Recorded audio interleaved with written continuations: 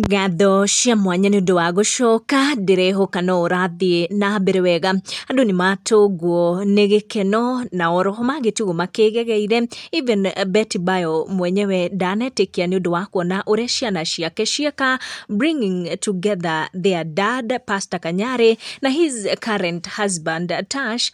Twana tũtũ twa Betty Bayo were supposed to meet their dad Pastor Kanyari before magĩcokete cukuru, na koguo kuona their nanny was not home na nuo kimadropaga niguo makorwo makimit na their dad Pastor Kanyari, magikorwo makirequest their mom's husband Tash akorwo akimadrop niguo meet their dad. These were the photos taken after Kanyari met for the very first time na his ex-husband, na ni ukuona uria their daughter and son mawikenete ni kuona the two meeting.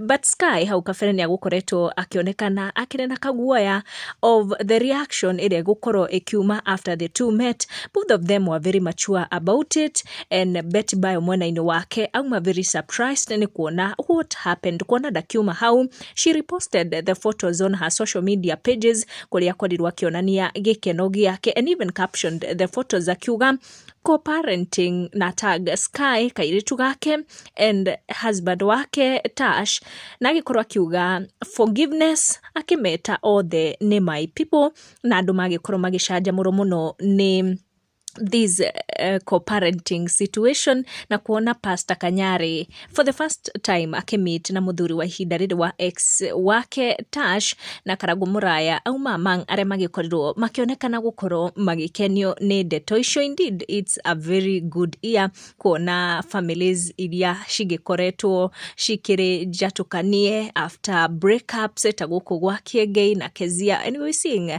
good things happening, families coming together. It's a completion year and ni mwaka mwega muno, tugathiĩ na mbere na kwendera all of them the very best. Make sure you turn on your notification or subscribe nĩguo hingo ciothe ũgakinyĩrwo nĩ video citũ. Tucemanie in our next one.